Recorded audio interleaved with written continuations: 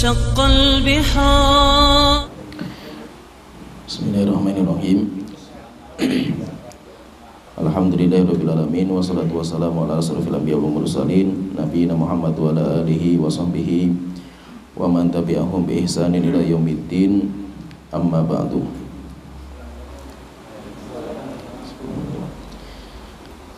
Ya, pada kesempatan kita kali ini kita sedikit membahas tentang menyambut bulan Ramadan, karena sudah mau datang kepada kita bulan yang sangat mulia dan utama. Dan kita sedikit mengkaji tentang ayat yang berbicara tentang puasa secara panjang lebar, yaitu di dalam surat Al-Baqarah ayat 183. Allah Ta'ala berfirman, ya ayyuhalladzina amanu kutiba alaikumusyiyamu kama kutiba alal ladzina min qablikum la'allakum tattaqun. Wahai orang-orang yang beriman, telah diwajibkan kepada kalian berpuasa sebagaimana puasa telah diwajibkan bagi orang-orang sebelum kalian, supaya kalian bertakwa. Di dalam ayat ini dalil yang kuat di dalam Al-Quran bahwa puasa itu hukumnya wajib, bahkan masuk dalam rukun Islam. Walaupun para ulama berbeda pendapat puasa itu masuk di rukun Islam yang nomor berapa. Ada riwayat yang menjelaskan bahwa puasa itu keempat, nomor 4. Berarti syahadat, sholat, zakat, puasa, haji. Tapi ada juga riwayat yang menjelaskan bahwa puasa itu masuk yang kelima, yaitu berarti syahadat, sholat, zakat, haji, puasa. Intinya bahwa puasa itu merupakan kewajiban di dalam agama kita, bukan hanya kepada kita saja, tetapi puasa itu telah diwajibkan kepada umat-umat sebelum kita. Apakah kewajiban umat-umat sebelum kita itu sama dengan puasanya kita? Maka para ulama mengatakan bahwa puasa kita itu, yaitu puasa Ramadan, itu khusus kita. Sedangkan umat-umat terdahulu itu tidak punya Ramadan. Ramadan itu hanya Allah berikan kepada umat Islam saja. Nah, terus bagaimana dengan firman Allah ini, kama kutiba alal ladzina min qablikum, sebagaimana puasa diwajibkan kepada umat-umat sebelum kalian. Yang disamakan itu, yang disamakan dalam ayat ini adalah sama dalam hukumnya, bukan sama dalam tata caranya. Yaitu umat-umat terdahulu itu mereka juga diwajibkan untuk puasa, tetapi tata caranya itu berbeda. Tidak harus sama tata caranya itu, karena setiap nabi itu memiliki syariat yang berbeda-beda. Likullin ja'alna minkum syir'atan wa minhaja. Setiap kalian kami berikan syariat dan metode beragama yang berbeda-beda, yaitu sama-sama puasa tapi tataannya berbeda. Terus apa yang diwajibkan umat-umat sebelum kita? Mereka itu diwajibkan puasa 3 hari setiap bulan. Thalathata ayyamin kulli syahr. Mereka wajib puasa 3 hari setiap bulan. Nah, jadi itu yang diwajibkan kepada mereka, kepada umat-umat sebelum kita. Sedangkan kita itu untuk sampai kepada puasa Ramadan itu sampai melewati 4 fase. Dan itu dinamakan dengan tatwir syariat, yaitu syariat. Bagaimana syariat itu disyariatkan Allah itu terkadang berubah-ubah, dinamakan dengan nasih dan mansukh, melihat kepada maslahat. Sehingga Allah itu terkadang untuk urusan syariat itu disempurnakan, nanti dirubah, kemudian sempurnakan lagi, dirubah, diganti. Sedangkan Ramadan, kaum muslimin itu, yaitu di zaman Rasulullah, mereka itu melewati fase kewajiban puasa itu 4 fase. Yang pertama, mereka puasa seperti umat-umat terdahulu, yaitu ketika Rasulullah SAW itu di Mekah. Rasulullah SAW itu di Mekah, puasanya Rasulullah itu 3 hari setiap bulan, belum ada Ramadan. Mereka puasanya seperti umat-umat terdahulu. Kemudian sampai Rasulullah hijrah ke Madinah. Ketika hijrah di Madinah, Rasulullah melihat orang-orang Yahudi, karena orang Mekah itu nggak ada Yahudi, yang ada Yahudi itu Madinah. Orang-orang Yahudi itu puasa Asyura, puasa tanggal 10 Muharram. Akhirnya setelah itu Rasulullah mewajibkan puasa Asyura, wajib. Nah, jadi hukumnya jadi wajib, sehingga dari puasa 3 hari setiap bulan, setelah itu Rasulullah hijrah, awal-awal hijrah Rasulullah mewajibkan puasa Asyura. Sampai tahun berikutnya itu tahun 2 Hijriah, setelah itu mulai diturunkan kewajiban puasa Ramadan.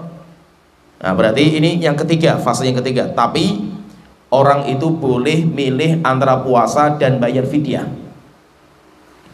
Sehingga tahun 2 Hijriah itu mulai turun syariat puasa Ramadan, tapi tidak harus puasa. Kalau tidak mau puasa boleh dengan cara bayar fidyah. Oleh itu Allah Ta'ala berfirman, wa 'alal ladzina yutiqunahu fidyatun tu'amu miskin. Siapa yang mampu berpuasa, boleh dia itu fidyatun, bayar fidyah dengan cara memberikan makan kepada orang miskin. Setelah itu yang ketiga ini dihapus. Datang ayat berikutnya, faman syahida minkum musyahra falyasum. Siapa yang menyaksikan bulan Ramadan wajib puasa. Ini fase yang keempat. Maka itu setelah itu puasa itu menjadi kewajiban sampai hari kiamat. Boleh nggak orang itu milih bayar fidyah? Nggak boleh. Tidak ada pilihan. Siapa yang dia itu mendapatkan bulan Ramadan wajib puasa. Kecuali kalau orang itu punya udzur, maka dia itu nanti boleh milih membayar fidyah kalau orang tua renta, atau dia itu mengqadha di hari yang lain. Orang yang sakit, orang yang safar itu nanti mengqadha di hari yang lainnya. Sehingga yang disamakan dengan puasa umat terdahulu itu adalah hukumnya kama kutiba 'alal ladzina min qablikum, sebagaimana diwajibkan, yaitu hukumnya sebagaimana hukum wajib bagi umat-umat terdahulu, bukan sebagaimana tata caranya. Tata caranya berbeda. Allah Ta'ala di sini berfirman, ya ayyuhalladzina amanu kutiba 'alaikumusiyam, diwajibkan kepada kalian as-siyam.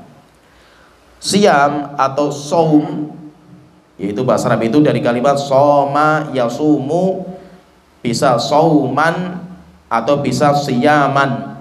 Soma yasumu sauman wa siyaman, berarti bisa dinamakan saum, bisa juga dinamakan siyam, sama, semuanya itu boleh. Kalau kata kerjanya itu dari kalimat soma yasumu. Nah, siyam itu atau saum itu kalau secara artinya itu secara bahasa itu artinya menahan. Soma yasumu itu menahan, amsaka yumsiku imsak. Itu secara bahasa, yaitu apa? Menahan apa saja.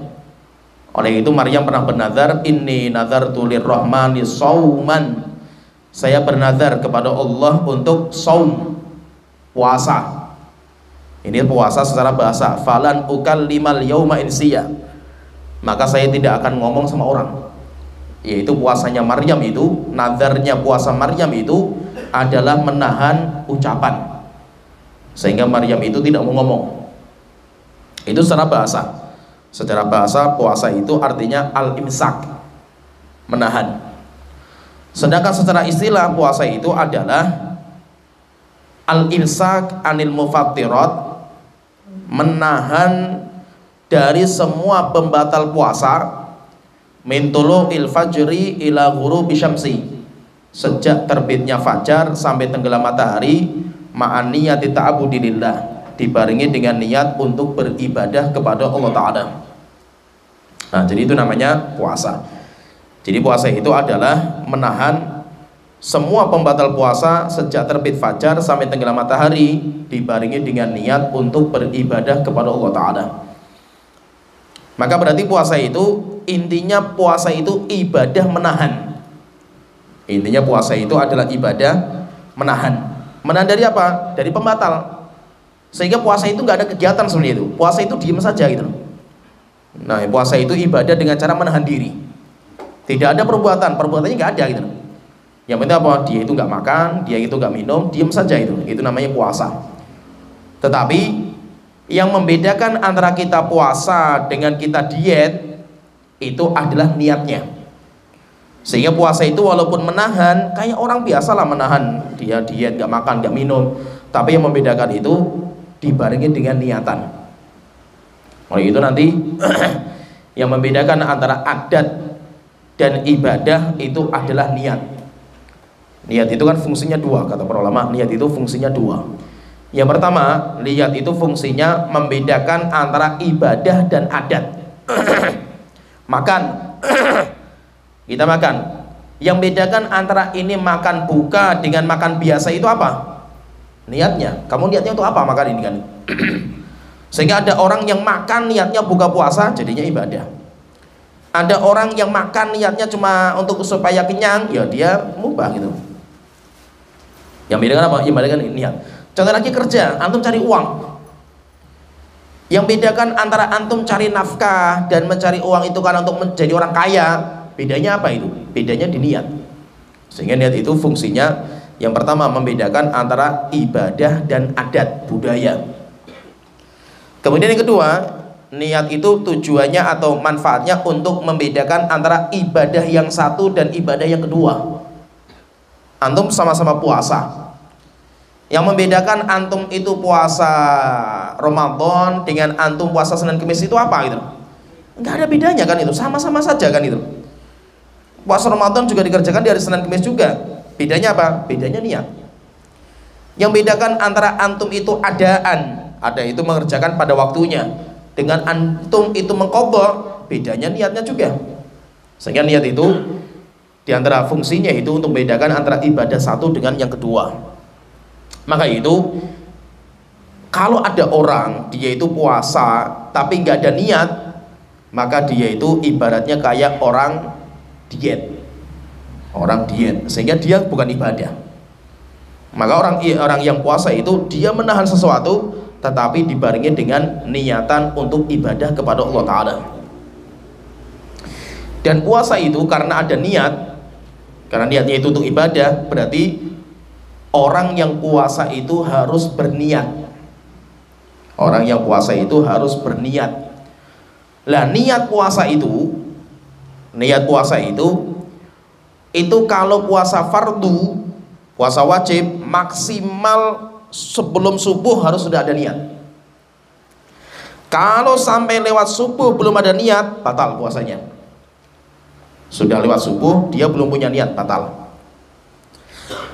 Kalau batal terus bagaimana? Ya kalau batal, ya saya nggak puasa, saya boleh makan minum, sarapan, makan siang, nggak boleh. Nggak boleh, tetap kamu harus menahan makan dan minum sampai maghrib. Tapi apa? Tapi tidak dihitung puasa. Sehingga apa? Tidak boleh orang itu makan minum, nggak boleh. Nah jadi kalau puasa Ramadan itu maksimal niat itu harus ada itu sebelum subuh. Subuh, masuk subuh belum ada niat, batal. Itu kalau puasanya fardu. Tapi kalau puasa sunnah itu bebas. Puasa sunnah itu bebas. Boleh kita itu memulai puasa sunnah pagi hari setelah kita sholat subuh. Kemudian setelah itu kita mungkin gak ada makan atau kita pengen ya puasa sajalah itu. Gak apa-apa, kita meniatkan gak apa-apa untuk puasa selama itu puasanya sunnah. Tapi kalau puasa wajib tidak. Kemudian niat itu apakah setiap hari harus niat atau niat itu cukup sekali untuk satu paketnya Ramadan? Misalkan saya di awal Ramadan, misalkan saya niat untuk puasa 1 bulan penuh, atau niatnya itu satu hari gitu. Wallahualam pendapat yang paling kuat niat itu sehari sekali. Tidak boleh dia niat itu untuk satu paket. Kalau dia niatkan misalkan saya niat Ramadan 1 paket, 1 bulan penuh, maka dihitung 1 hari. Besoknya harus ada niat, besoknya lagi harus ada niat lagi. Kalau tidak ada niat, batal di ibadah atau puasa yang dia itu nggak punya niat. Walaupun ada ulama yang mengatakan niat itu boleh 1 paket, tapi pendapat yang paling kuat tidak. Kenapa nggak boleh? Karena puasa itu walaupun 1 bulan 29 atau 30 hari itu ibadah yang berdiri sendiri. Beda dengan sholat. Sholat itu kan 4 rakaat sholat zuhur, rakaat pertama, kedua, ketiga, keempat, tapi 1 paket. Sehingga kalau antum batal rakaat keempat, batal semua. Sehingga apa? Ketika ibadahnya itu 1 paket, niatnya cuma di awal saja itu. Enggak harus 1 rakaat itu niat lagi, rakaat yang kedua niat lagi, enggak, karena itu 1 paket kan gitu. Sedangkan puasa itu enggak paketan. Sehingga kalau antum batal di hari yang ke-15, yo itu yang antum bayar gitu. Puasa sebelumnya enggak ada masalah kan gitu. Sehingga ketika puasa itu tidak 1 paket, maka tidak boleh diniatkan 1 paket. Bedanya apa? Bedanya apa? Boleh meniatkan 1 paket, pendapat yang seperti itu, atau pendapat yang tidak membolehkan. Bedanya itu kalau suatu ketika kita itu ketiduran full. Contohnya misalkan kita Ramadan kerja lagi capek-capeknya, kita kerja itu capek sekali, luar biasa capeknya itu. Akhirnya kita itu buka puasa, bukanya nanduk lagi itu, kenyang sekali itu, sampai akhirnya geblak tidur sampai subuh wes itu. 12 sampai subuh tidurnya itu. Bangun-bangun azan subuh. Nah, pertanyaan, ini sah nggak ini puasanya nih? Kalau yang mengatakan boleh 1 paket awal Ramadan saya niat 1 bulan penuh, maka sah. Karena sudah diniatkan di awal bulan. Tapi kalau dia pendapat yang mengatakan nggak sah kecuali per hari, maka hari itu batal. Hari itu batal. Kenapa? Karena orang tidur itu nggak mungkin punya niat. Wallahu a'lam, pendapat yang paling kuat setiap malam itu dia itu harus punya niat malam. Malam itu berarti mulainya sejak maghrib. Kita sudah bisa punya niat kesengajaan, nanti besok saya mau puasa. Dalam hati kita maghrib ketika kita buka puasa, berarti kita itu sudah punya niat. Jadi Allah tadi sini berfirman, ya ayyuhalladzina amanu kutiba alaikumusyiyamu kama kutiba alal ladzina min qablikum la'allakum tattaqun. Supaya agar mudah-mudahan kalian itu bertakwa. Kalimat supaya, agar, mudah-mudahan itu kalau kita itu belajar bahasa itu kan artinya harapan. Itu artinya harapan. Oleh itu kalau dalam bahasa Arab itu artinya la'alla itu la'alla taroji atau tamani taroji, yaitu untuk harapan. Pasti terjadi enggak? Belum tentu, namanya harapan gitu. Harapan itu bisa terjadi, bisa tidak. Itu kalau bahasa kita. Kita mengatakan, nak belajar yang sungguh-sungguh supaya kamu sukses. Pertanyaan, kalau anak itu belajarnya sungguh-sungguh pasti suksesnya? Belum tentu, karena itu kan harapan kan itu. Tapi kalau yang mengatakan itu Allah, yang mengatakan harapan itu Allah supaya kalian itu bertakwa, yang mengatakan itu Allah, maka itu bukan harapan lagi. Tapi itu adalah ditahqiq, pasti kalian itu bertakwa. Kenapa? Karena Allah itu yang mengatakan. Oleh itu kalau kita katakan di sini la'allakum tattaqun, pasti, yaitu kalau kalian itu puasa, pasti kalian itu akan menjadi orang yang bertakwa, karena yang mengatakan Allah Ta'ala. Sehingga intinya puasa itu adalah salah satu sarana untuk mendapatkan gelar takwa. Kita itu menjadi orang-orang yang bertakwa dan luar biasa, yaitu pahala puasa itu luar biasa, banyak sekali.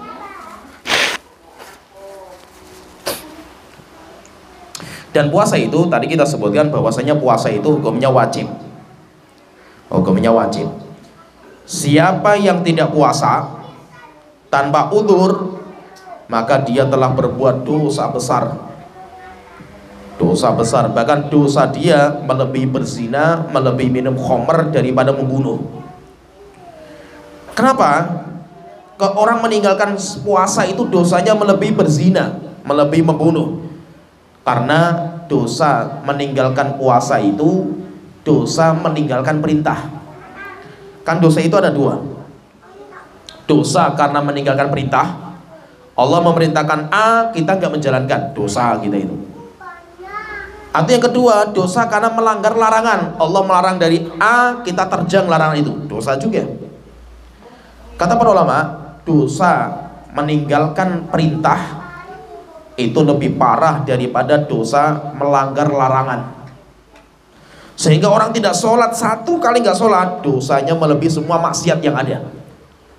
Orang tidak puasa sehari tanpa udzur, dosanya melebihi semua maksiat yang ada. Ya, apalagi ibadah itu masuk dalam rukun Islam, itu nggak main-main itu. Rasulullah SAW itu pernah, beliau itu melihat dalam mimpi, dan mimpinya Rasul itu benar. Dalam mimpi itu banyak sekali kejadian yang dilihat sama Rasulullah. Di antaranya Rasul itu melihat orang-orang yang digantung di atas kakinya, yaitu kakinya kayak kambing lah itu. Kambing yang mau dikuliti itu kan kakinya ditali, kemudian tarik ke atas, kepalanya di bawah. Setelah itu datang malaikat, kemudian bawa pisau. Kemudian orang itu dikuliti, kulitnya itu dikuliti sama malaikat itu, hidup-hidup, sampai dia merasakan sakit, merintih, teriak, luar biasa sakitnya itu. Akhirnya Rasulullah bertanya sama malaikat Jibril, ya Jibril, man haula? Siapa mereka-mereka ini? Maka malaikat Jibril mengatakan, alladzina yuftiruna qabla tahillati shaumihim. Orang yang dia itu tidak berpuasa sebelum dihalalkan. Kapan dihalalkan? Kalau dia punya udzur. Kalau dia tidak punya udzur, setelah itu dia itu nggak puasa, maka nanti azabnya seperti itu di hari kiamat. Setelah itu Allah berfirman, ayyamam ma'dudatin. Puasa itu sejumlah hari-hari yang terbilang. Yaitu masih puasa itu kapan? Puasa itu selama 1 bulan. 1 bulan. Nah, 1 bulan itu bagaimana cara menetapkan? Fahami di sini. Ibadah yang sifatnya itu bulanan, sifatnya tahunan, maka penetapan waktunya itu pakainya rembulan. Sedangkan ibadah yang sifatnya harian, maka penetapan waktunya itu pakainya matahari. Coba kita lihat sholat. Waktu sholat subuh, duhur, asar, maghrib, isya, itu waktunya pakai apa? Waktunya pakai matahari, karena ibadah harian.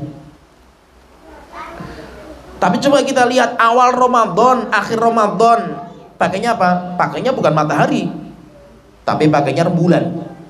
Awal bulan itu ditandai dengan bulan sabit, diakhiri juga dengan bulan sabit.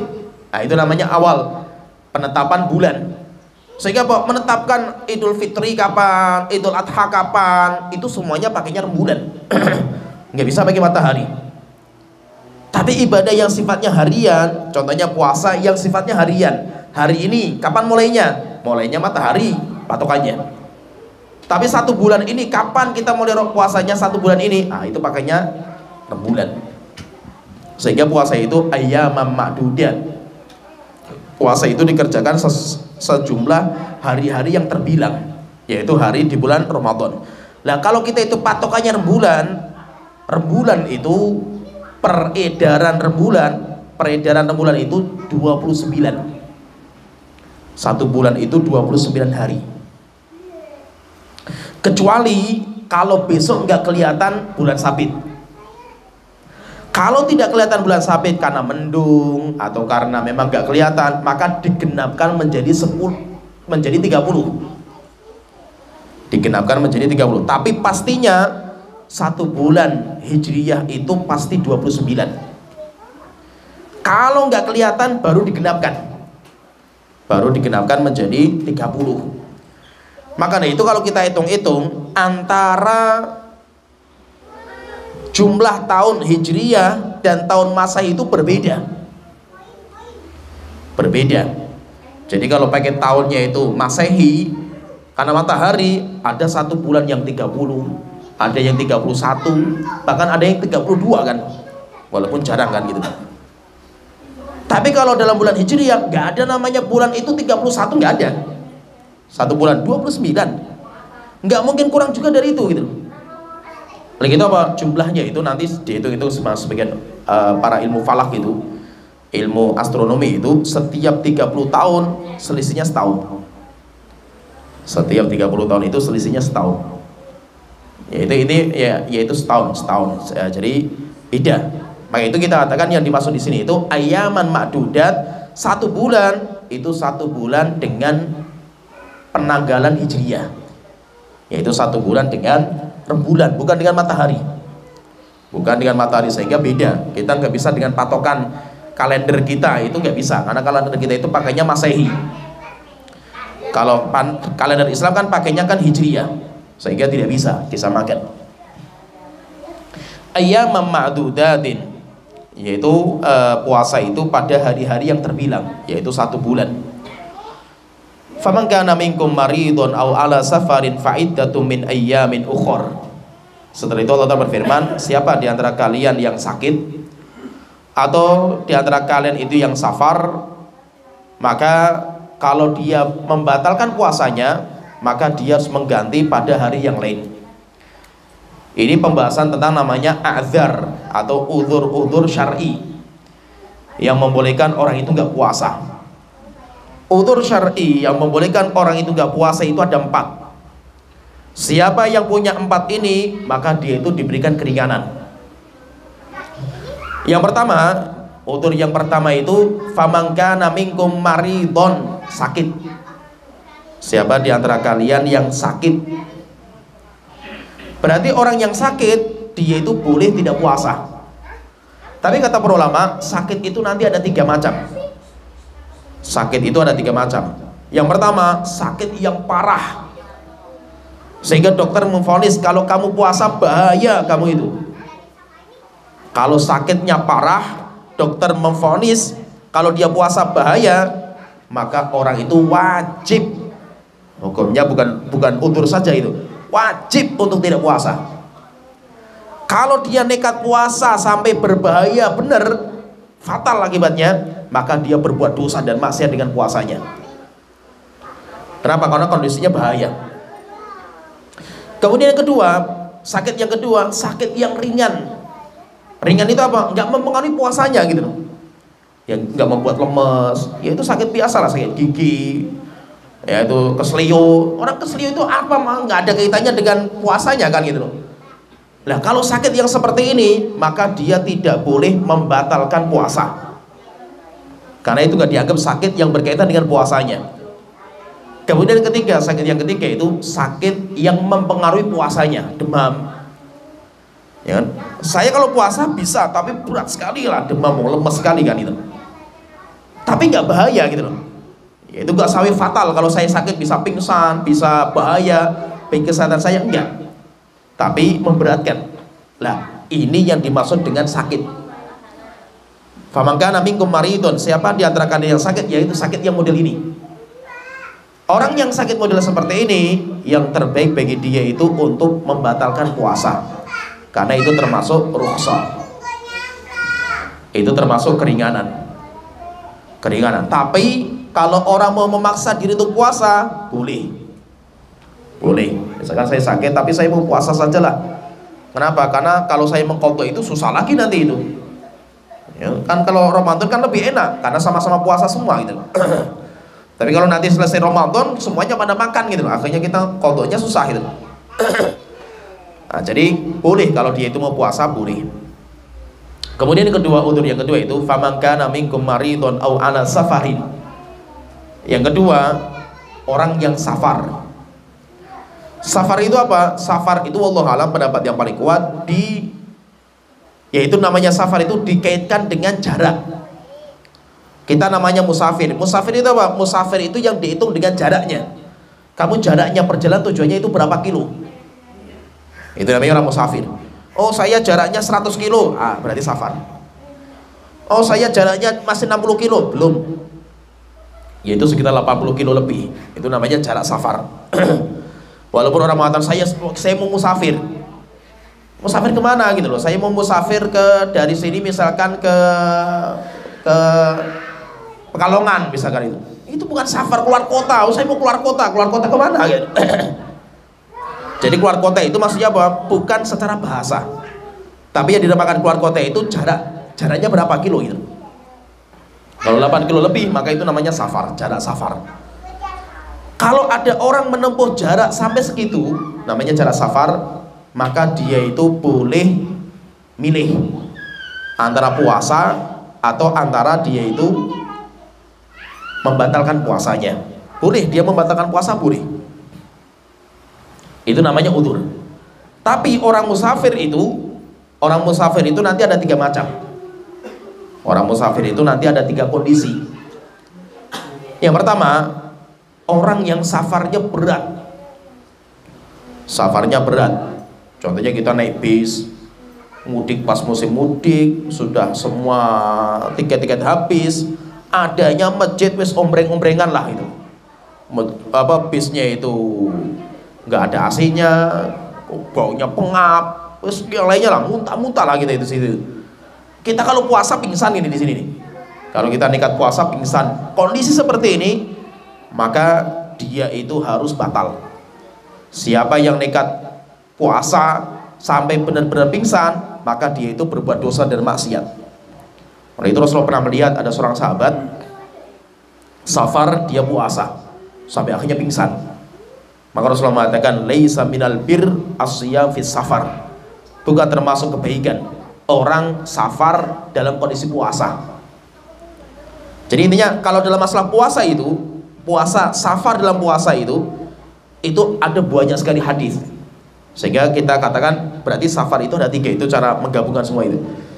Rasul ketika mengatakan laisa minal birri asyamu fi safar, bukan termasuk kebaikan puasa dalam kondisi safar itu maksudnya safar yang berat. Ini yang pertama. Kemudian yang kedua, safar yang ringan. Kita safar tapi gak capek sama sekali itu, apalagi dengan transportasi yang ada sekarang. Maka kita katakan yang terbaik bagi dia itu untuk melanjutkan puasa. Pertanyaan, kalau saya mau nggak puasa boleh nggak? Boleh, karena kamu sudah musafir.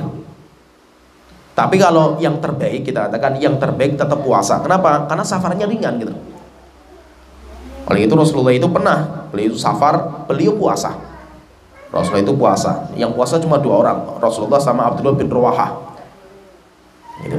Jadi kalau puasanya ringan, saya mampu lah, insya Allah nggak ada masalah lah. Safar ini bagi saya ringan lah gitu. Kemudian yang ketiga, safar yang pertengahan. Pertengahan itu apa? Berat tapi nggak terlalu parah lah itu. Insya Allah kita masih tahan lah itu. Kalau seperti ini, maka yang terbaik dia mengambil rukhsah. Yang terbaik. Tetapi kalau dia itu mau puasa ya boleh, nggak ada masalah juga. Tapi yang terbaik dia itu mengambil rukhsah. Nah itu safar itu nanti kita lihat. Saya misalkan dari sini mau ke Jakarta, naiknya kereta, insya Allah nggak ada capek lah itu. Nah kalau seperti itu yang terbaik kita puasa.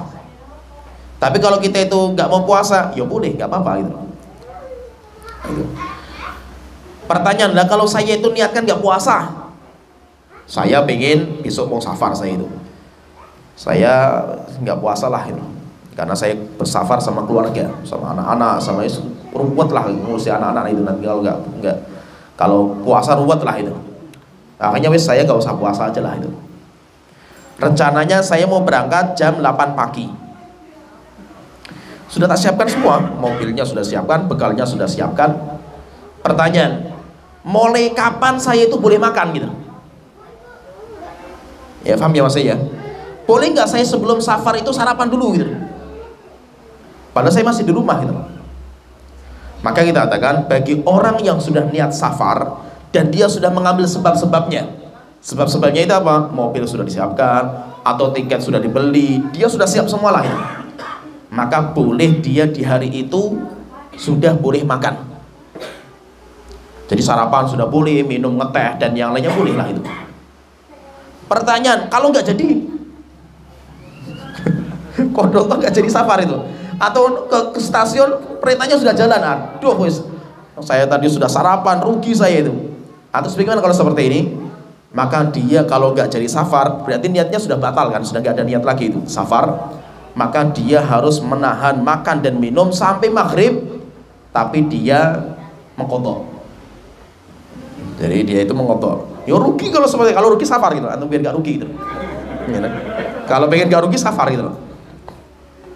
Jadi selama niat itu sudah nggak ada, antum sudah nggak punya udzur lagi kan itu. Maka ketika antum nggak punya udzur, ya berarti antum harus menahan makan dan minum. Jadi bukan berarti apa, oh saya hari ini nggak puasa, bebas nyate, kemudian nanti makan ini nggak boleh.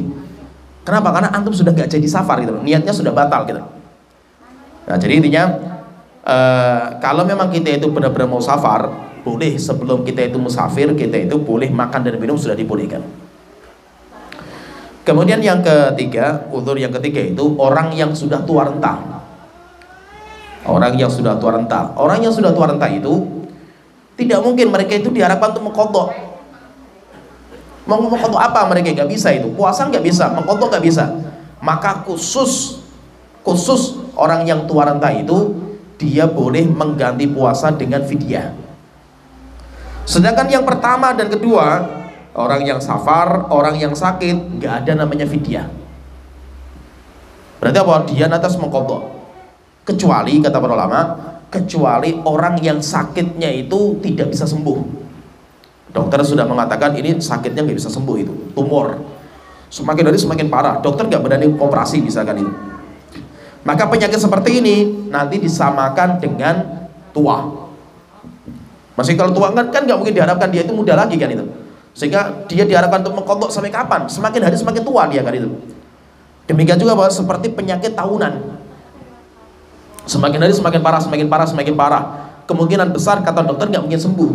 Kalau seperti ini maka boleh dia itu bayar fidyah. Terus bayar fidyah itu bagaimana itu? Bagi misalkan ada orang tua renta itu, bayar fidyah itu dengan cara memberikan makan sehari kepada seorang miskin. Satu harinya satu orang miskin. Caranya bagaimana? Bisa satu hari satu orang, besok satu orang lagi. Orangnya sama maupun beda terserah, nggak ada masalah. Yang penting ngasih, kemudian ngasih, kemudian ngasih. Atau kalau mau juga masakan yang banyak, undang 30 orang miskin makan bareng. Maka sudah selesai, kewajiban dia sudah selesai. Seperti yang dikerjakan sama Anas bin Malik. Itu bayar fidyahnya seperti itu, ketika sudah tua dia masak kemudian mengundang 30 orang ke rumahnya, makan sampai kenyang, setelah itu selesai. Ini yang ketiga. Kemudian yang keempat, uzur yang keempat itu wanita yang hamil dan menyusui. Wanita yang hamil dan menyusui itu nanti ada dua macam. Yang pertama, jika dia itu takut akan jiwanya sendiri, dirinya, bukan janinnya, bukan anaknya, tapi yang ditakutkan itu adalah ibunya. Misalkan ini ada orang tua, orang sudah tua padahal itu sudah lemes lah dia itu, tiba-tiba hamil. Janinnya nggak ada masalah itu, tapi dokternya mengatakan, bu hati-hati ini, ibu yang bahaya kalau puasa itu, yaitu fisik ibunya itu. Ibunya itu yang bahaya itu. Maka kalau seandainya yang ditakutkan itu adalah fisik ibunya, jasad ibunya, kesehatan ibunya, maka sepakat para ulama, nggak ada khilaf, disamakan dengan orang sakit. Disamakan dengan orang sakit. Boleh nggak dia itu nggak puasa? Boleh. Tapi yang menjadi masalah, terus wajibnya apa? Wajibnya qadha, nggak ada pilihan yang lain. Karena dia itu sama dengan orang sakit. Ini yang pertama, macam yang pertama, hamil menyusui yang pertama. Yang kedua, orang yang hamil dan menyusui yang ditakutkan itu fisik anaknya, janinnya atau bayinya. Misalnya seorang wanita dia menyusui, dia hari pertama berusaha untuk puasa, nggak apa-apa dianya itu, tapi bayinya yang panas. Karena banyak kejadian seperti itu, ketika seorang ibu itu puasa kemudian menyusui bayi, bayinya itu panas. Akhirnya apa? Ditakutkan bayinya itu, ditakutkan janinnya. Nah kalau seperti itu, maka nanti ulama berbeda pendapat menjadi 4 pendapat. Ulama berbeda pendapat menjadi 4 pendapat. Ada yang mengatakan dia itu wajibnya qadha, seperti pendapat Syekh Utsaimin, ulama-ulama Saudi seperti itu, mengqadha karena disamakan dengan yang sakit, sama. Nanti kalau pendapatnya Syalbani, beliau mengatakan orang itu membayar fidyah. Itu kalau pendapat Syalbani.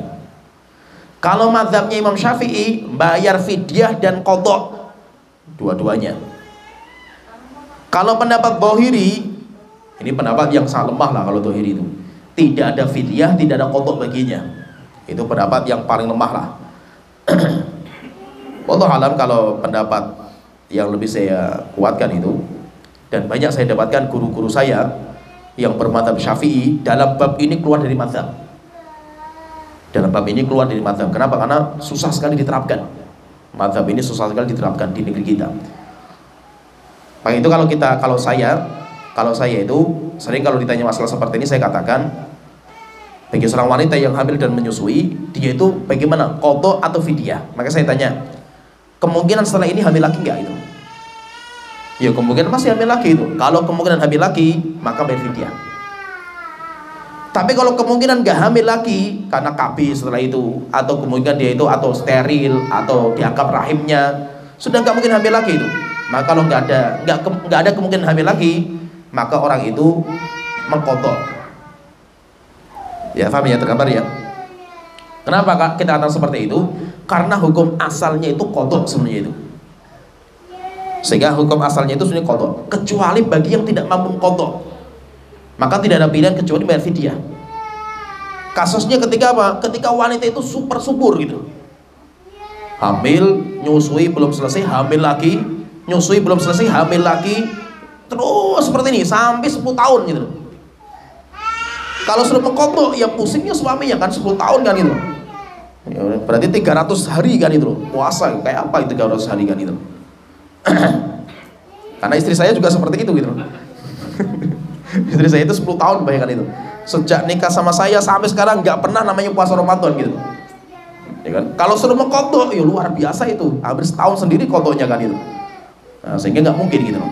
Tidak mungkin. Terus bagaimana kalau seperti itu? Ya sudah, kalau seperti itu bayar fidyah. Jadi kondisi, maka itu ini seorang wanita yang hamil dan menyusui, yang dia itu takut akan janinnya. Takut akan janin, maka dia itu yang terbaik ia membayar dengan qadha. Kalau dia tidak mampu, maka boleh membayar dengan fidyah. Jadi udzur yang membolehkan orang untuk tidak puasa itu cuma 4 ini saja. Selain itu nggak dinamakan dengan udzur. Pertanyaan, lah kalau setiap hari ada udzur terus setiap hari itu sampai 1 bulan, boleh nggak puasa 1 bulan gitu? Contohnya supir bis, super travel, kan setiap hari keluar, apalagi Ramadan ini kan orderannya banyak sekali kan gitu, sampai full, boleh nggak dia itu nggak puasa? Boleh. Kenapa? Karena udzur itu ada. Pertanyaan, lah kalau saya itu kerjanya berat, apalagi Ramadan ngaspal gitu, sudah Ramadan kerjanya ngaspal gitu, saya berat nggak bisa saya kalau puasa, boleh nggak saya itu nggak puasa gitu? Nggak boleh. Kenapa nggak boleh? Lah alasannya apa? Kamu itu nggak puasa itu alasannya apa? Udzurnya apa itu? Ya udzurnya berat. Kalau berat, saya pun ngaku berat juga gitu. Berat itu kan relatif kan gitu. Sehingga apa? Pekerjaan itu bukan udzur. Kalau orang mata lo, kalau saya kalau puasa kemudian saya kerja ngaspal, ya saya nggak bisa kerja itu. Cari kerjaan yang lain, masih banyak yang lain kan gitu. Kenapa harus kerjanya itu harus ngaspal kan gitu? Kalau antum nggak mampu kan gitu. Ya, cari kerjaan yang lain kan gitu. Sehingga apa? Pekerjaan itu bukan udzur. Kalau kita itu mau nggak puasa, boleh kerjanya di luar kota, ngaspalnya di luar kota, boleh nggak kita itu nggak puasa? Boleh, karena keluar kotanya kan itu. Ya Pak ya. Jadi Mas Heri, intinya itu udzur itu cuma 4, nggak boleh ada yang lain. Nah, pertanyaan, lah kalau kayak saya itu safar niatnya untuk jima sama istri misalkan, boleh nggak? Orang nikah sebelum Ramadan nikah gitu, ya, setelah nikah sunat terus kan, Ramadan terus kan gitu. Akhirnya apa? Dia safar tujuannya untuk itu gitu, boleh nggak itu? Itu khilaf panjang juga di antara para ulama. Wallahu alam, kalau pendapat yang lebih saya kuatkan hukumnya boleh. Kenapa? Karena Allah itu mengaitkan dengan safar, bukan tujuan safar itu apa gitu. Faman kana minkum maridun aw ala safarin.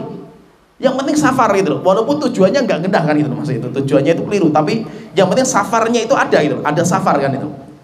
Ya, maka seperti itu boleh. Nah, jadi intinya boleh orang itu ketika dia itu nggak pengen puasa itu karena safarnya, bukan karena kerjaan. Kalau kerjaan itu bukan udzur. Jadi itu perkara-perkara itu dinamakan dengan udzur yang syar'i. Sehingga siapa yang memiliki 1 dari 4 perkara ini, boleh bagi dia untuk tidak puasa. Kemudian setelah itu Allah Ta'ala berfirman, wa 'alal ladzina yutiqunahu fidyatun ta'amu miskin. Ini ayat yang tadi kita sebutkan itu diturunkan di fase ketiga. Orang-orang yang mampu berpuasa dia boleh bayar fidyah. Akhirnya ayat ini dihapus, tetapi masih ditetapkan bagi orang yang tua. Jadi tidak semua kondisi dihapus, enggak. Ayat ini dihapus pada keumuman, tapi masih ada yang berlaku ayat ini, yaitu apa? Bagi orang yang tua, yang dia itu tidak mampu, maka dia itu boleh bayar fidyah. Faman tatawwa'a khairan fahuwa khairul lahu. Siapa yang pengen berbuat kebaikan, maka itu lebih baik. Yaitu lebih baik itu apa? Puasa itu lebih baik. Wa antasumu khairan lakum in kuntum ta'lamun. Dan kalau kalian puasa itu lebih baik daripada bayar fidyah, karena ini syariat sebelumnya. Tapi ketika sudah datang syariat yang berikutnya, maka tidak ada pilihan. Setelah itu Allah Ta'ala berfirman, syahrul Ramadan alladzi unzila fihi al-Qur'an hudan lin-nasi wa bayyinatin minal huda wal furqan. Bulan Ramadan, yaitu bulan yang diturunkan di dalamnya Al-Quran sebagai petunjuk bagi manusia dan penjelas terhadap petunjuk dan sebagai pembeda. Yaitu Allah di sini bicara tentang keutamaan bulan Ramadan. Ramadan itu dinamakan dengan syahrul Quran, bulannya Al-Quran, karena Al-Quran diturunkan pada bulan Ramadan, tepatnya pada malam Lailatul Qadar. Maksudnya Al-Quran diturunkan pada bulan Ramadan, tepatnya di malam Lailatul Qadar, itu maksudnya apa? Al-Quran diturunkan satu paket dari Lauhul Mahfuz sampai ke Baitul Izzah. Baitul Izzah itu langit pertama. Bukan diturunkan kepada Nabi Muhammad, karena kalau diturunkan kepada Nabi Muhammad itu selama 23 tahun, nggak semuanya di Ramadan gitu, macam-macam gitu. Ya, tidak dipahami ya. Jadi bulan Ramadan yang di dalamnya diturunkan Al-Quran, yaitu diturunkan satu paket dari Lauhul Mahfuz sampai ke langit pertama. Sedangkan dari langit pertama diturunkan kepada Nabi Muhammad itu bi'adadil nujum munajjaman, sesuai dengan kondisi dan kondisi. Yaitu itu nanti selama 23 tahun. Itu yang sampai kepada Nabi Muhammad. Terus pastinya itu kapan diturunkan, itu pastinya kapan gitu. Maka kita katakan walaupun ada riwayat yang menjelaskan tentang ini, itu riwayatnya dikeluarkan oleh Imam Ahmad dan yang lainnya, itu masih ditetapkan juga sama Imam Ahmad Syakir. Unzilat suhufu Ibrahim fi awwali lailatin min Ramadan. Suhuf Ibrahim diturunkan di awal malam Ramadan. Wa unzilati Tauratu li sittin ma baina min Ramadan. Sedangkan kitab Taurat diturunkan pada 6 Ramadan. Wal Injil li thalatha asyarata kholat min Ramadan. Sedangkan kitab suci Injil diturunkan pada tanggal 13 Ramadan. Wa anzalallahu al-Qur'an li arba'in wa isyrina kholat min Ramadan. Sedangkan Al-Quran diturunkan setelah berlalu 24, berarti masuk 25 di bulan Ramadan. Jadi ini intinya itu maksudnya yang penting itu kita pahami bahwa Al-Quran itu nanti diturunkan pada malam Lailatul Qadar. Cuma yang menjadi masalah di sini, Lailatul Qadarnya itu kapan gitu. Maka kita katakan Lailatul Qadar itu nggak ada yang tahu. Kalau tahu Lailatul Qadar ya selesai wis gitu. Ngapain kita ibadah lagi kan itu. Nah kalau Lailatul Qadar Indonesianya itu, kalau di Indonesia itu malam 17. Sehingga malam 17 nanti ada peringatan Nuzulul Quran, berarti malam 17. Maka itu kenapa kok 10 hari terakhir itu mereka sibuknya di pasar gitu. Karena sudah selesai gitu loh. Sudah Lailatul Qadar sudah selesai kan gitu. Sehingga nanti finishnya di situ kan, finishnya itu di situ, itu ibadah mereka di masjid itu situ. Setelah itu sibuknya mereka mudik, sibuknya mereka itu belanja persiapan lebaran gitu. Karena sudah gak ada lagi Lailatul Qadar kan itu. Kalau seandainya Lailatul Qadar itu di malam 17, ya luar biasa kan itu, pasti kan itu. Nabi Muhammad saja bisa memastikan sampai akhirnya belum itikaf 10 hari kan itu. Karena nggak jelas kapan turunnya Lailatul Qadar itu. Jadi intinya bulan Ramadan diturunkan di dalamnya Al-Quran. Maka kenapa kok dipilih di Ramadan? Karena Ramadan itu hari terbaik untuk baca Quran. Sehingga kalau bisa itu Ramadan itu minimal kita itu khatam sekali lah itu. Itu sudah minimal. Kalau Ramadan nggak khatam, kapan lagi kita bisa menghatamkan kan itu? Coba cari selain Ramadan kalau kita bisa menghatamkan Quran gitu. Ya, Ramadan itu minimal sekali khataman. Kalau sekali khataman minimal sehari itu 1 juz. Minimal 1 juz. Dan kalau kita itu tartibkan itu mudah sebenarnya, itu 1 juz itu. Yang penting apa? Kita fokusnya selesai sholat, pokoknya baca Quran 2 lembar. Setelah subuh 2 lembar, asar, zuhur, asar, maghrib, isya 2 lembar, itu sudah 1 juz itu. Sehingga bahasanya nggak terlalu berat gitu. Ya, jadi intinya usahakan pokoknya di bulan Ramadan itu kita khatam sekali lah, itu minimal lah itu. Kalau bisa kita khatam 5 kali, khatam luar biasa lagi itu. Dan itu tinggal semangat kita. Insya Allah bisa lah, insya Allah bisa, nggak susah itu. Makanya itu banyak para ulama yang mengatakan bulan Sya'ban syahrul Qurra. Sya'ban itu bukan syahrul Quran. Ramadan syahrul Quran. Kalau Sya'ban itu syahrul Qurra. Maksudnya apa? Bulan untuk mempersiapkan bacaan. Jadi latihan baca itu di bulan Sya'ban. Sehingga masuk Ramadan itu bacanya sudah lancar gitu. Kalau ulama-ulama kita zaman dulu bahkan mereka kerja selama 12 bulan itu untuk persiapan Ramadan. Sehingga mereka kerja itu bulan Ramadan mereka sudah punya tabungan. Terus bagaimana caranya mereka itu? Mereka bulan Ramadan nggak kerja, wis bebas mereka itu. Terus apa? Bulan Ramadan itu mereka makan yang bergizi. Jadi apa? Mereka nggak banyak kentut, nggak banyak kencing gitu. Sehingga apa? Mereka biasa Ramadan itu antara isya sampai subuh itu wudunya cuma sekali aja itu. Nah kenapa? Karena makannya bergizi gitu. Kalau kita makan megono, makannya bongkrek, pokoknya masya Allah kan gitu. Repot kita itu makan megono kan bahaya kan itu. Akhirnya kan kembung perut kita kan itu. Sehingga apa? Bolak-balik ke WC habis umur kita kan ke WC kan. Kalau zaman dulu kan enggak, mereka malam hari itu benar-benar dimanfaatkan itu dengan ibadah. Sehingga enggak kaget kalau seandainya apa Imam Syafi'i sampai 60 kali khataman gitu. Bisa gitu. Bisa gitu. Kalau kita itu semangat itu bisa gitu. Walaupun apa, masya Allah lah kalau kita lihat ulama-ulama kita itu luar biasa lah. Saya itu pernah coba gitu, pernah coba duduk baca Quran paling maksimal itu sampai berapa sih kita kuat gitu. Baca, padahal kita nggak ngafal loh, baca aja itu, karena kita lancar sih bacanya sahabat. Itu masya Allah, baca 5 juz itu lidahnya kayak mau patah-patah gitu. Baru 5 juz loh bayangkan itu. Nah kalau Imam Syafi'i duduk, sekali duduk 30 juz gitu. Nah, itu kayak apa itu? Nah, kalau murid kita itu ada murid kita yang seperti kan murid kita itu kalau ditahfidz kan mereka itu namanya lulus hafalan itu ketika mereka bisa menyetorkan 1 kali duduk. Baik nanti ada yang 1 juz sekali duduk, nanti ada 3 juz, ada 5 juz, 15 juz, 30 juz. Itu ada, kita kan seperti itu. Nah, santri yang duduk sekali duduk 15 juz itu bisa 6 jam itu bacanya itu. Tapi kan disimak sama banyak orang. Kalau yang 30 juz bisa 8 jam. Padahal ya, tapi kan mereka baca pelan-pelan karena mereka disimak sama banyak orang itu. Jadi bacanya pelan-pelan kayak hafalan kan itu. Kalau berarti menunjukkan apa? Ulama-ulama kita itu masya Allah itu bacanya lancar sekali masalah Al-Quran itu. Sehingga mereka bisa menghabiskan Al-Quran itu banyak sekali di bulan Ramadan itu. Sehingga masih kalau bisa itu usahakan lah, kita itu usahakan bulan Ramadan kita harus bisa menghatamkan. Terus bagaimana caranya? Caranya kita bikin jadwal. Kita bikin jadwal, pokoknya hari ini 1 hari 1 juz. Nah, jadi kalau biar seperti itu biasanya pakai mushaf khusus. Jangan mushafnya pakai HP itu. Kita lagi baca Quran, ring, wes buyar itu apa bacaan kita ini apa nih SMS apa itu penting ini itu. Kalau kita sudah tinggalkan Al-Quran, hilang itu setelah itu nanti itu. Syaitan itu seperti itu. Jadi kalau bisa itu kita itu di rumah kita siapkan mushaf khusus gitu. Nah, kita khusus apa selama Ramadan lah gak ada masalah itu. Kita baca pakai itu. HP-nya sudah tinggalkan itu. Kenapa? Karena saya pun juga seperti itu kan kalau sudah bacanya pakai HP itu. Saya kan ini HP ini kan karena ya teknologi lah gitu, karena teknologi itu. HP ini kan isinya sebuah kitab banyak sekali kan.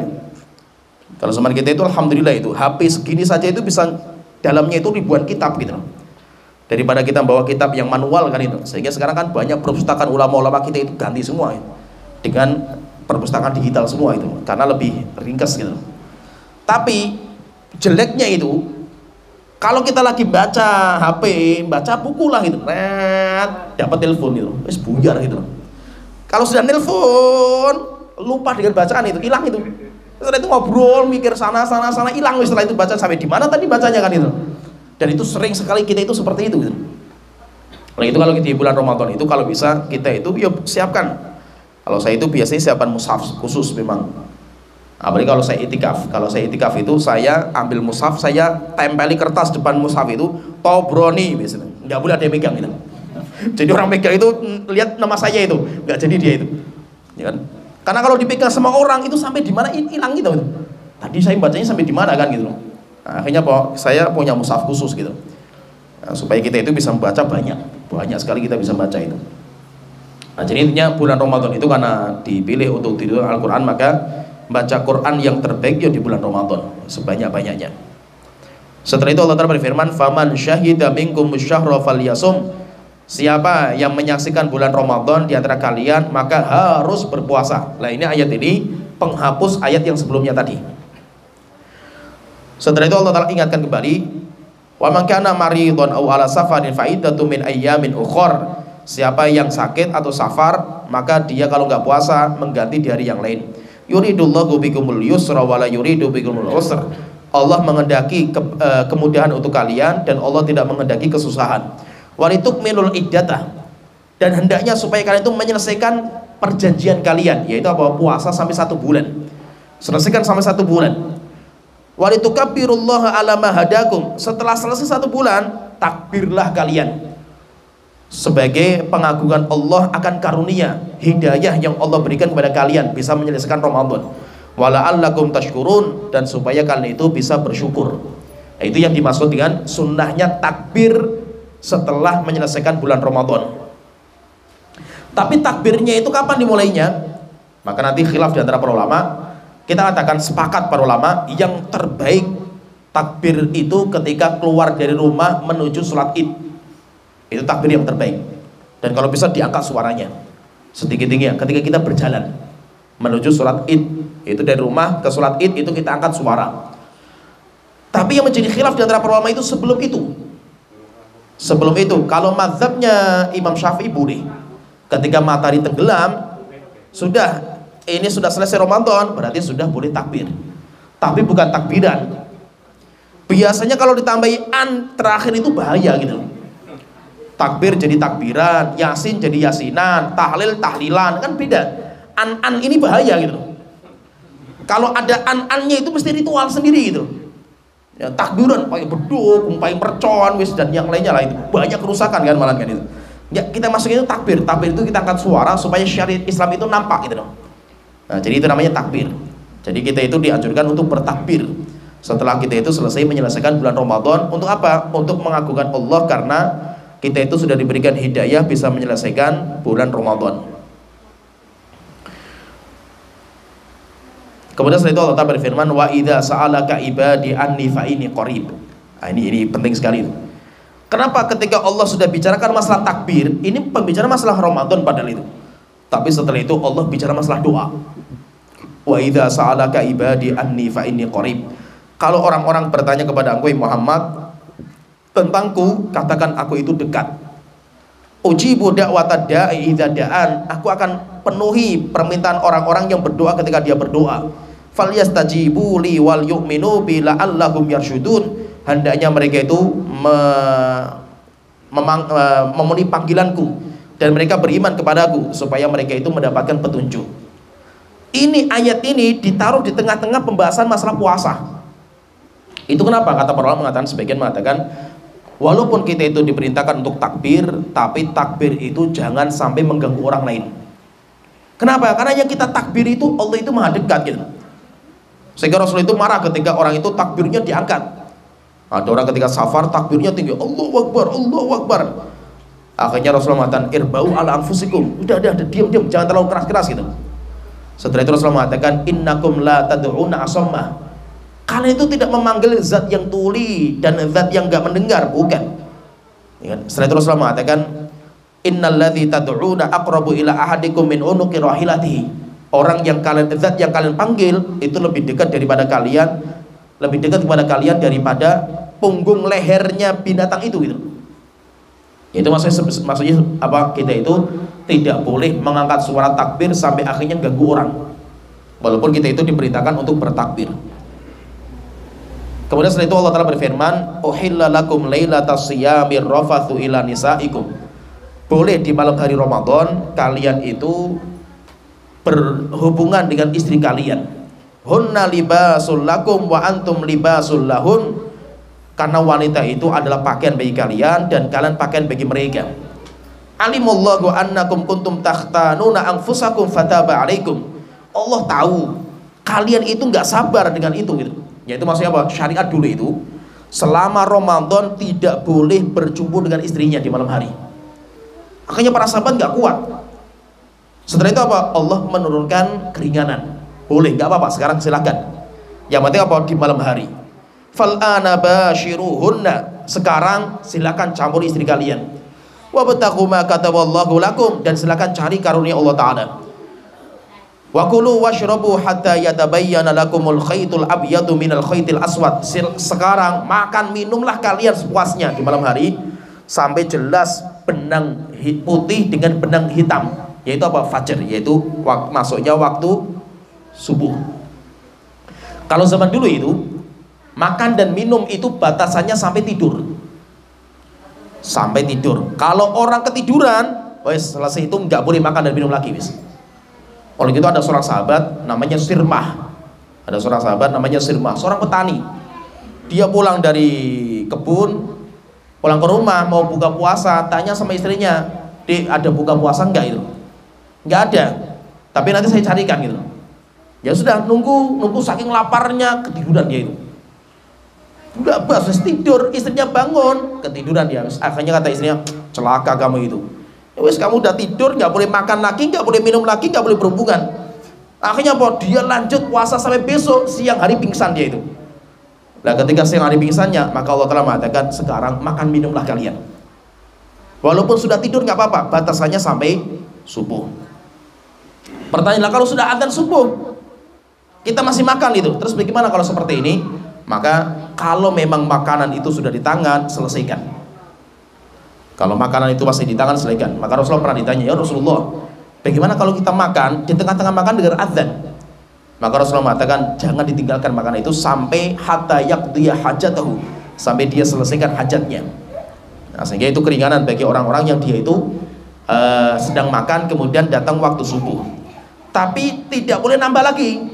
Yesus, sudah selesai makan nanduk lagi, nggak boleh. Yang diselesaikan itu yang di tangan. Contoh lagi, misalkan berhubungan intim sama istri, sudah tinggal sedikit lagi sudah adzan gitu loh. Bagaimana kalau seperti itu? Nggak ada kayak hatta yaqdi hajat tuh, sampai menyelesaikan hajatnya, nggak ada. Karena sampai menyelesaikan hajatnya itu untuk urusan makan. Untuk urusan makan. Kalau urusan berhubungan intim enggak. Nah, sehingga maksudnya itu keringanan bagi orang yang makanan itu sudah di tangan. Kalau dia letakkan mubadzir, sehingga boleh bagi dia itu untuk menyelesaikan. Wala tuba thumma atimmus siyama ilal lail, setelah itu sempurnakan puasakan itu sampai malam hari, yaitu sampai maghrib. Wala tubashiruhunna wa antum akifuna fil masajid, jangan kalian itu bercampur dengan istri kalian sedangkan kalian itu iktikaf di masjid. Iktikaf di masjid. Nah, ini membahas tentang masalah hukum iktikaf. Iktikaf itu berdiam diri. Tapi minimalnya berapa berdiam dirinya itu khilaf panjang juga di antara para ulama. Wallahu alam, pendapat yang paling kuat minimal 1 malam. Kurang dari itu nggak dinamakan iktikaf.